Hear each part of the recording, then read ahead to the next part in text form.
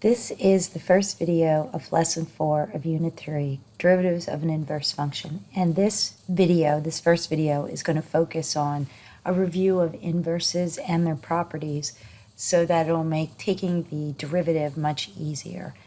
So starting with what exactly an inverse function is.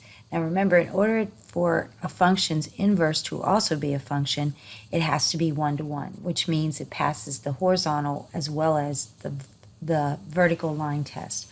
So that way that the inverse function undoes the original function, and it's unique to that particular function. And we know, using compositions of functions, f of the inverse of f equals x, and by that same token, the inverse of f of x is also equal to x. And that is the definition of an inverse. You can say that g of x is an inverse of a function f if f of g of x equals x, and vice versa, g of f of x equals x for each x in the domain. So that's what we learned last year in pre-calc, an inverse. The other part that we talked about was the reflective property of an inverse, which is if you have a function f and the point AB is on its graph, that is true if and only if the flip of that point, BA, is on the graph of the inverse of the function. So this first example is just going to use the reflective property of inverses and the values in the table to finish the tables that are given to us. Okay, so let me put it like this.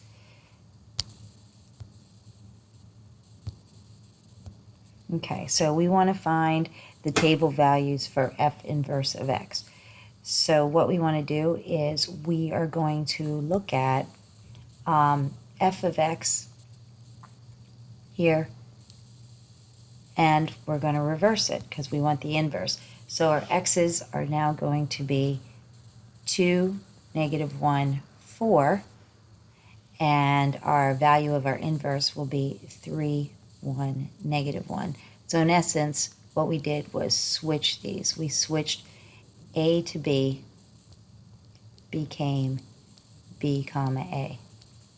Okay, and we can do the same thing for B. We can now look at the values of g of x for the table. Those will become our x values, and then the x values will become our inverse values. So our x values are now -1, 0, 3, and our inverse values will be 3, 1, -1.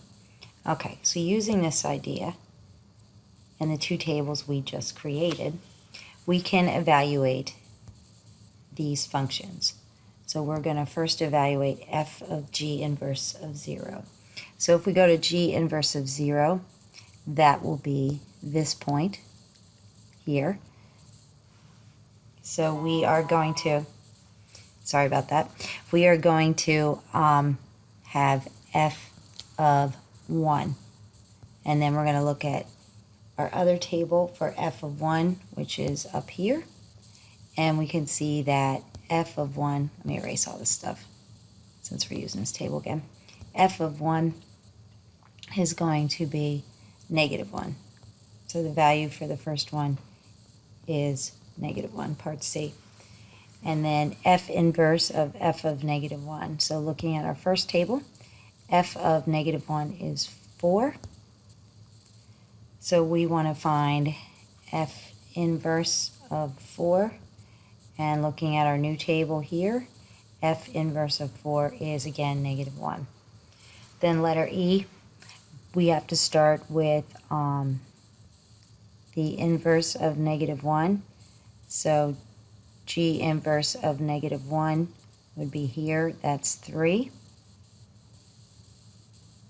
And then what we're going to notice when we go to f inverse, that there is no 3 here. So our function, from what we're given, is not defined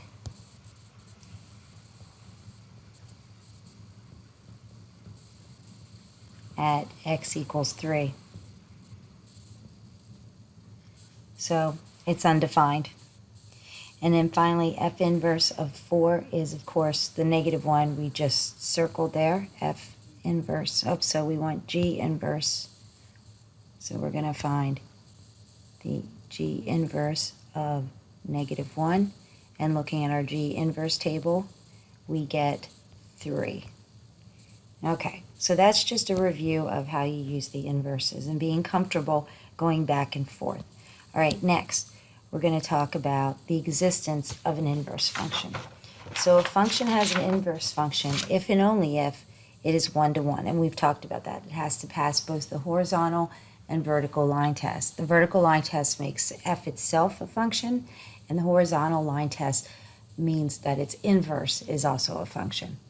And so that's the first one. The function has an inverse function, not just an inverse function, if and only if it is 1-to-1. The second part of the existence, it has to be if f is strictly monotonic on its entire domain. So that means it's completely going up, like the y equals x function, a line, or the function y equals x cubed, which also just increases on its domain, or it could be the other way.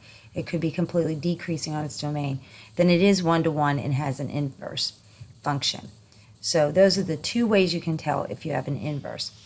Okay, so the relationship between a composite function and its inverse is stated below, which is the definition of an inverse.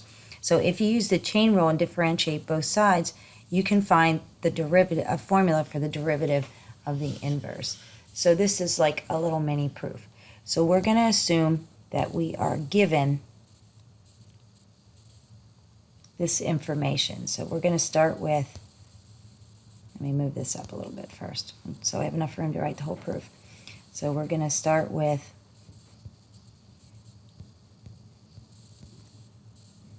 let g of x equal f inverse of x.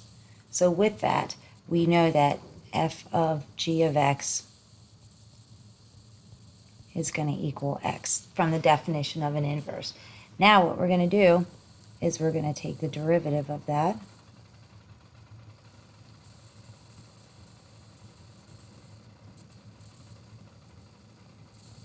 Take the derivative of both sides. Okay, and then here we're going to use the chain rule. And so that's going to give us f prime of g of x times g prime of x, and derivative of x is 1. So now we're going to solve this for g prime of x, which would be the derivative of our inverse, and we get 1 over f prime of g of x. Okay, so now all that's left to do is to substitute.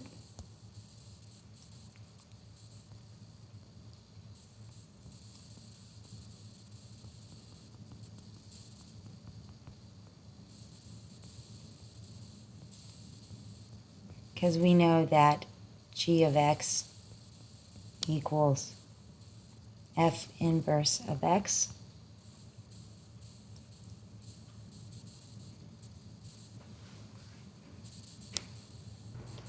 So now we can say that g prime, I'll write this over here, g prime of x is going to be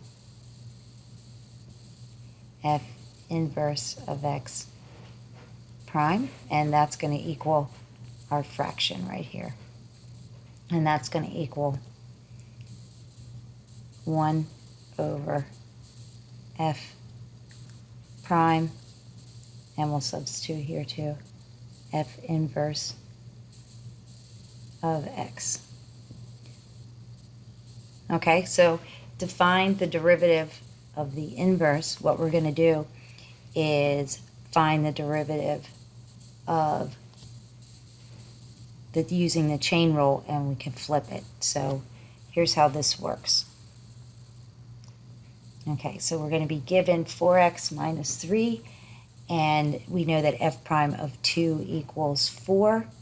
So we want to find the value of f inverse of 5.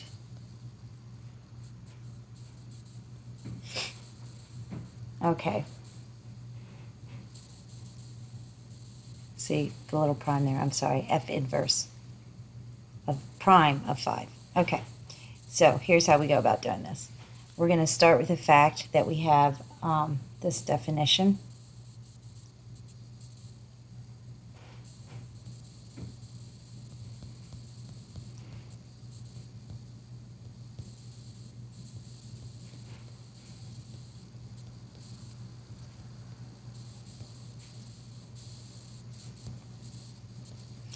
Okay, so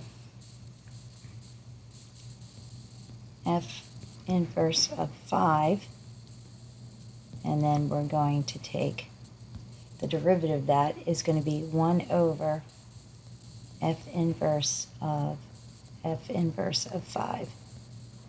So what we have to do then is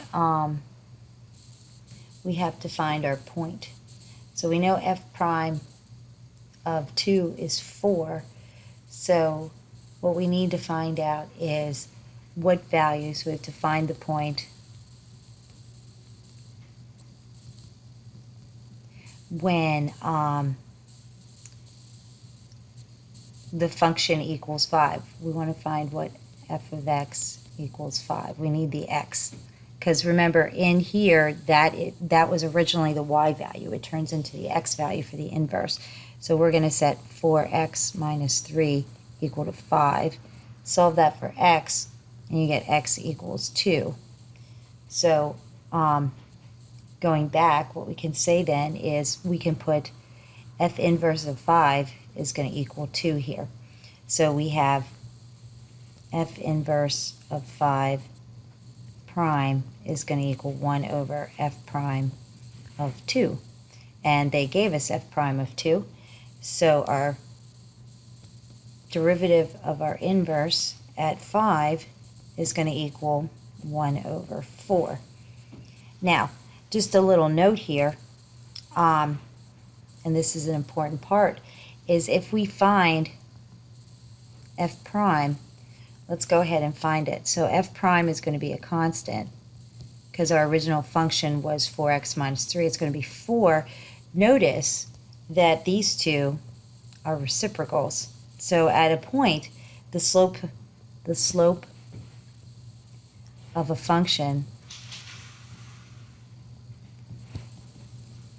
and its inverse are reciprocals at a point. That can come in very handy as we go forward. And so ultimately, the goal is how do we find derivatives of the inverse functions at x equals k? What we can do is we can find the derivative of the function and then flip it over. So I'm going to stop here with the first video, and we're going to continue with that on the second video.